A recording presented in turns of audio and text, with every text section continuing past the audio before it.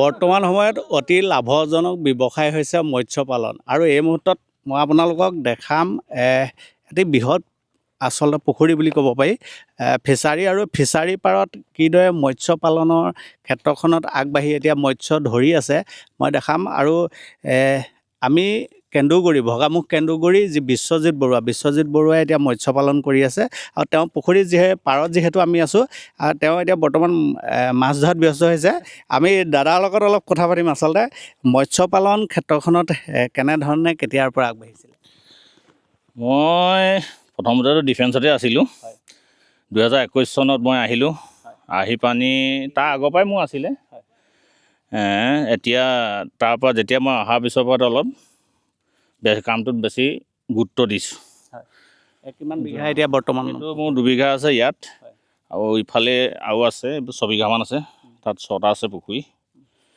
আৰু কি কি মাছ এইটো ইয়াত আছে ৰৌ বাহু গাছ কাপ তাত আছে মোৰ চন্দা কচ আৰু চিতলো আছে আইও ইয়াতো আছে আইও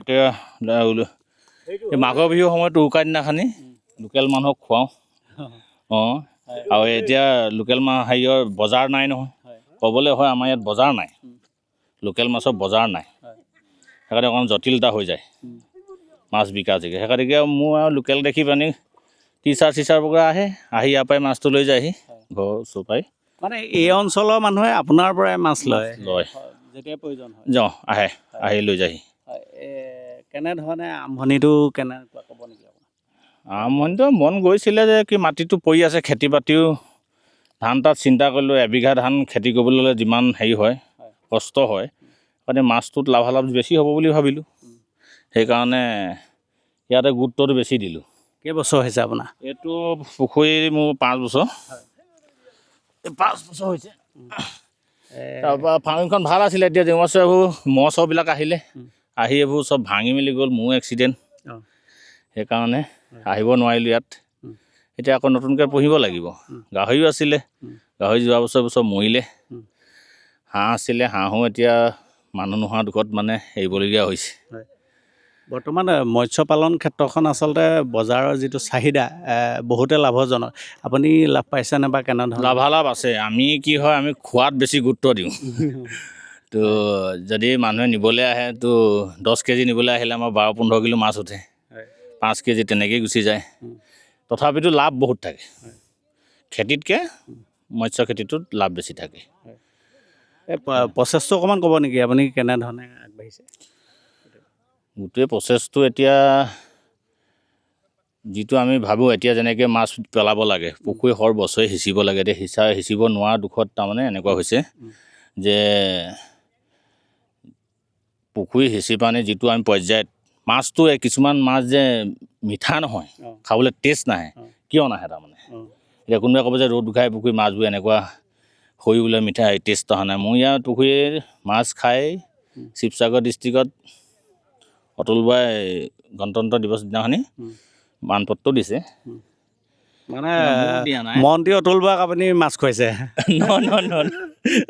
টেং নাই খোৱা মীন বিভাগৰ হেৰি অফিচাৰ আহিছে অফিচাৰ আহি মাছটো খাইছে টেষ্ট পাইছে কৈছে যে গাছ কাপ মাছ ইমান টেষ্ট মই বোলো এইটো পুখুৰী এইটো এনেকুৱা তৈয়াৰ কৰিছিলোঁ মই খলি হৈ বাকী হেৰি দানা তেনেকৈ নহয় আমাৰ খলি হৈ আৰু কম পৰিমাণে গোবৰ সেই টেষ্টটো আপুনি কিয় হৈছে বুলি ভাবিছে সেই টেষ্টটো খলি হৈ আৰু গোবৰ যিটো মিলাপ কৰি পানি আমি যিটো লোকেল দানা তৈয়াৰ কৰোঁ তাৰমানে আৰু গাছ কাপটোক মানে লোকেল সেইটো দিয়াৰ পিছত ঘাঁহটো দিওঁ এনেকৈ যিটো তৈয়াৰ কৰিছিলোঁ তাৰমানে সেইটো পৰাই টেষ্ট হৈছে বুলি ভাবিছোঁ কাৰণ ইটো পুখুৰীটো মই গাছ কাপ তৈয়াৰ কৰিছোঁ সেইটো সিমান টেষ্ট নাহে তাৰমানে এই পুখুৰীটো মাছটো অলপ বেছি টেষ্ট সেইকাৰণে মানুহবিলাকে অকল এই গাছ কাপহে বিচাৰে মোক এইবাৰ কমচে কম মই 10-15 কুইণ্টেল আউট কৰিছোঁ আপুনি যিহেতু কামত লাগি আছে আমি গৈও থাকোঁ কথাও পাতি গৈ থাকোঁ আপোনাৰ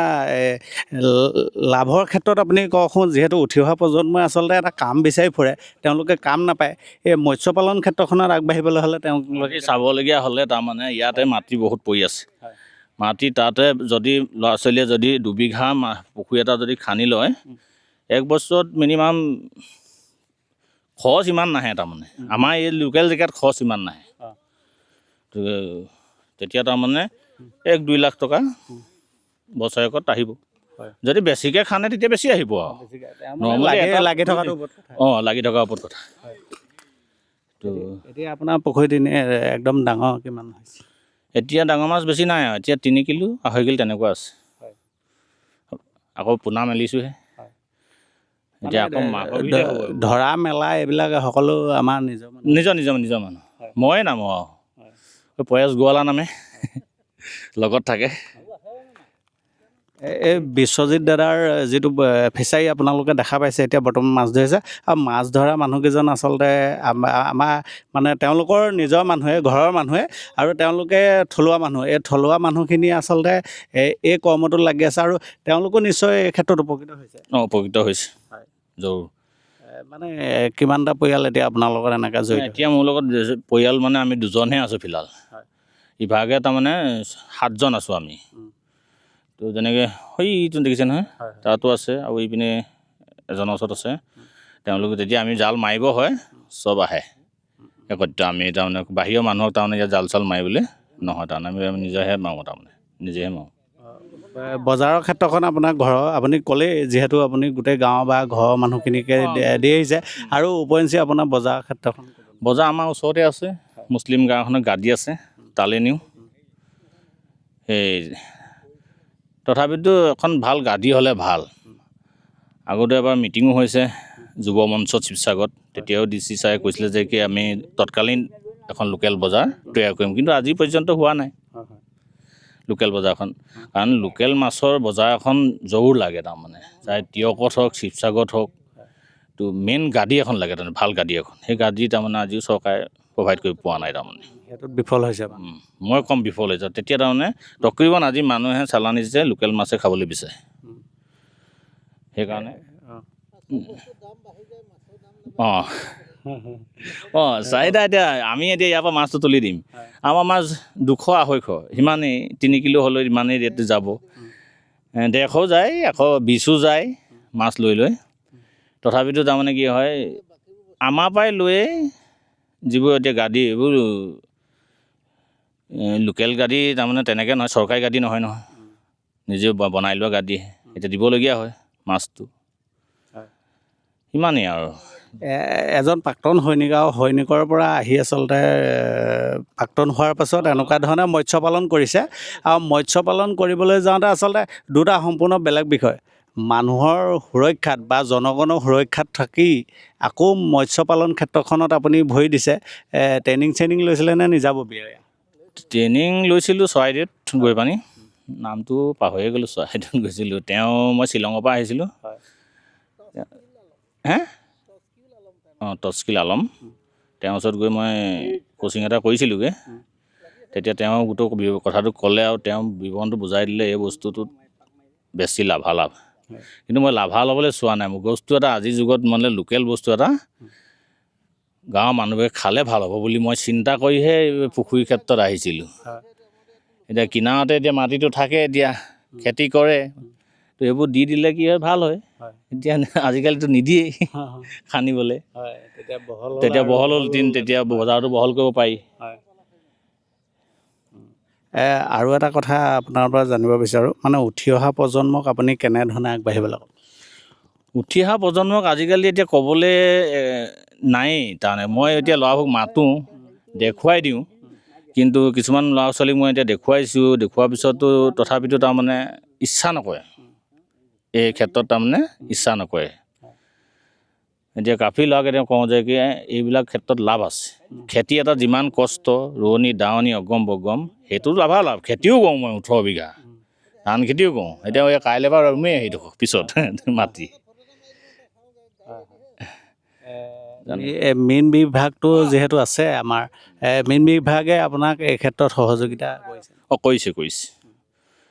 কৰিছে মানে এতিয়া মীন বিভাগে কি, মীন বিভাগৰ বস্তুটো কি টাইমত নাহে।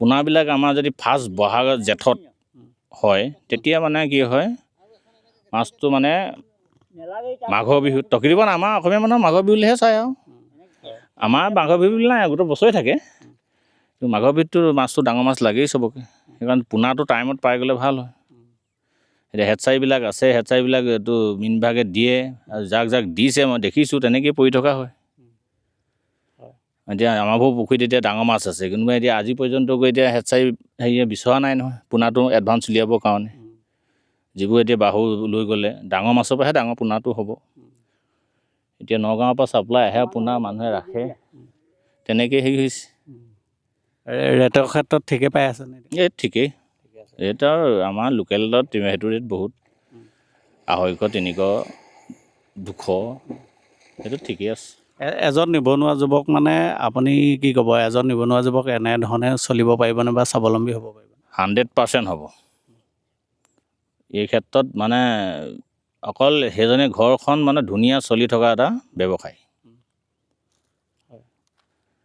এতিয়া কোচিছ কৰিব লাগিব মানুহ আহিব লাগিব নামিব লাগিব কষ্ট বুলি অনুভৱ কৰিব নালাগিব এতিয়া কষ্ট বুলি কৰিলে আৰু কেনেকৈ হ'ব আজি ঠাণ্ডা ৰ'দ বৰষুণ বুলি ক'লে চালে নহ'ব নহয়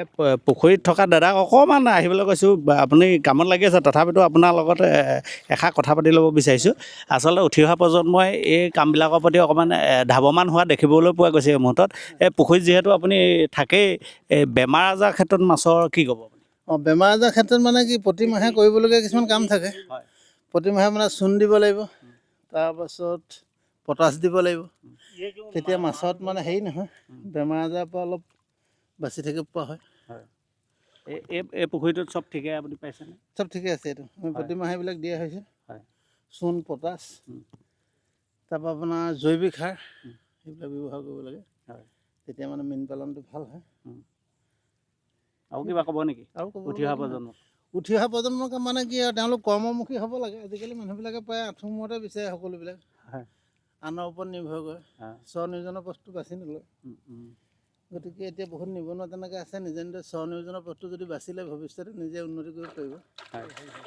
হয় আমি কথা পাতিম দাদা পুখুৰী মাছ আগতে আপুনি খাইছেনে মই খাইছোঁ খাইছে ন খাইছোঁ কেনেকুৱা ডাঙৰ ভাল মিঠা হয় ভাল আজিও মাছ নিবলৈকে আহিছে নেকি নহয় মই আলহীহে মই আগত আহিছোঁ জাল মাৰি আমাক এজনী দি পঠিয়াই ঠিক আছে দাদা এতিয়া ব্যস্ত হৈ আছে আমি তেওঁৰ লগত আৰু এটা কথা আমি পাতি ল'ব বিচাৰিছোঁ এতিয়া যিহেতু আপুনি আজি মাছ ধৰি আছে ক'ৰবাত দিয়াৰ প্লেন আছে নেকি নাই আজি কাকত দিয়া প্লান নাই ঘৰত খোৱা প্লানহে আছে আজি কাৰণ আলহী আহিছে ঘৰত খাবলৈ লাগে সেইকাৰণেহে জাল মাৰিছোঁ শেষত কি ক'ব সকলোলৈকে আজি পুখুৰী পাৰলৈ অহাৰ কাৰণে ধন্যবাদ জনাইছোঁ এনেকৈ দানফল আছামক ধন্যবাদ জনাইছোঁ আৰু কেতিয়াবা মাঘৰ বিহুৱে তেনেকুৱা টাইমত আহিলে ভাল হয় টোটেলি মাছটো দেখিলে পচা হ'লেও ভাল তথাপি বজাৰটো লগাম বুলি ভাবিছোঁ এবাৰ দোকান খুলি মুখাগতে লোকেল এতিয়া মানুহৰো অভাৱ হৈছে নহয় আগতে মানুহৰ প্ৰয়োজন আছে এতিয়া বিচাৰি আছোঁ পোৱা নাই চব এই কামটো কৰিবলৈ মানে মানুহৰ আগ্ৰহ নাই সেইটো হৈছে ভাল লাগিলে দাদাৰ মানে যি কৰ্মমুখী যি জীৱন আচলতে হয় আমি আচলতে দাদাৰ যিখন এই পুখুৰী পাৰতে আচলতে ফাৰ্মো তেখেতে কৰিছিলে আমি দেখাবলৈ চেষ্টা কৰিম এই যে এই ৰঙা যিটো প্ৰলেপ এইটো কিহৰ কাৰণে এইটো হেলাই পৰি গ'ল মই এক্সিডেণ্টৰ কাৰণে মই মানে চূণ বগৰা ইস্তেমাল কৰিব পৰা নাছিলোঁ এইকাৰণে তাৰমানে অলপ প্ৰলেপ এটা পৰিছে পুখুৰীত হাঁহ চৰি থকা দেখি গৈছে হাঁহৰ ক্ষেত্ৰখনতো আছিলে হাঁহ ধুনীয়া লাভালাভেই আছিলে মোৰ ইয়াত তাৰমানে কাৰণ জেগাডোখৰ মুকলি ইভাগে হাঁহততো দানা যিমান ৰেট আজি দানাটো বহুত ৰেট হৈ গ'লগৈ এইবোৰ ভাগিলে এখন এই বতাহত এতিয়া চব ঘৰ ভাঙিলে মোৰ ধুমুহাই ভাঙিলে এইটো পুখুৰী আপোনাৰ পোনাটো তৈয়াৰ কৰিছোঁ তো সেই পোনা এতিয়া আহিলে পোনা তৈয়াৰ কৰা হৈছে ইয়াত অলপ ডাঙৰ কৰাৰ পিছত 100 গ্ৰাম 200 গ্ৰাম মাছ হ'লে তাৰমানে এইটো পুখুৰীটো সিঁচা নহ'ল গতিকে তাত আঁৰি মাছো আছে এইটো হিচাপমতে আঁৰি পুহিব নালাগে তো কিন্তু আঁৰি দূৰৰ পৰা আঁৰি প্ৰজন্মতে আনিছিলোঁ মই ৰঙিয়াৰ পৰা, সেই দি দিয়াৰ কাৰণে তাৰমানে এতিয়া সৰু মাছ মেলিব পৰা নাই, ইয়াতে ডাঙৰ কৰিলোঁ। এয়া বাকী আৰু ৰুবলৈ ষ্টাৰ্ট কৰিছোঁ। মানে ভৱিষ্যত দিনত যদি আপোনাৰ পোনা প্ৰয়োজন হয় মানে কাৰোবাক আপুনি দিব পৰা ৰেডি? নাই, সিমানটো নাই কোৱা। এইটো চিপ মোৰ নিজৰ ফিচাৰীৰ কাৰণে এবাৰ তৈয়াৰ কৰিছোঁ। এইটো যদি কয় কিমান কি হয়, লাভ পোৱাৰ পিছতহে চিন্তা কৰিম যে, তথাপিতো যোগাযোগ কৰিলে পোনা পাই যায়, সেইটো আমি কৰি দিওঁ তাৰমানে। বাকী ধান খেতি আপুনি কৰিয়ে থাকে? সেইটো কৰি থাকোঁ, ধান খেতি কৰি থাকোঁ। এইবিলাকৰ লগত আৰু কি আছে ইয়াত? একো নাই আৰু, এইটো আৰু ইয়াৰ যোৱাৰ পৰা গ'লেই, এইবাৰ এটা আছেগৈ। মানে ভৱিষ্যত প্লান আছে, ল'ৰা ছোৱালী পাই গ'লে তেতিয়া প্লান কৰিম তাৰমানে। বিশেষকৈতো মই ছাগলী প্লানহে কৰিম আৰু। ছাগলীটো মোৰ ইয়াত তাৰমানে এতিয়া ফিলহাল ঠিক হ'ব ছাগলীটোত। এজন কৰ্মমুখী আচলতে ব্যক্তি, আৰু তেওঁ কৰি আছে, কৰি থাকিও আকৌ ভৱিষ্যতৰ প্লেন ৰাখিছে আৰু খুব সুন্দৰকৈ আচলতে তেখেতে কৰিব বিচাৰিছে। আপোনালোকক দেখাইছে এটা বৃহৎ পুখুৰী, আৰু পিছফালৰ পুখুৰী তাৰ সমান্তৰালভাৱে খেতি, আৰু তাৰ মাজে মাজে আপোনাৰ হাঁহ কুকুৰা এইবিলাকতো আছেই। ছাগলী পালনৰ তেখেতৰ মন কৰিছে, ভৱিষ্যতৰ দিনত কৰিব। আৰু তেখেতে এটা ভাল কথা কৈছে যে কোনোবা ব্যক্তি যদি তেওঁ সহযোগিতা বা তেওঁক প্ৰয়োজন হৈ আছে, যদি আপোনালোকে কণ্টেক্ট তেওঁৰ লগত কৰে, নিশ্চয় আপোনালোকো উপকৃত হ'ব। তেওঁৰ যি কৰ্মৰ ক্ষেত্ৰখনত আপোনালোক সমানে সমানে তেওঁৰ লগত আগবাঢ়ি যাব পাৰিব, শিকিব পাৰিব। গতিকে উঠি অহা প্ৰজন্মই নিশ্চয় তেওঁ এই ভিডিঅ'টো যদি চাই, তেওঁ কথাখিনি যদি শুনে, নিশ্চয় উপকৃত হ'ব বুলি আমি ধাৰণা কৰিছোঁ।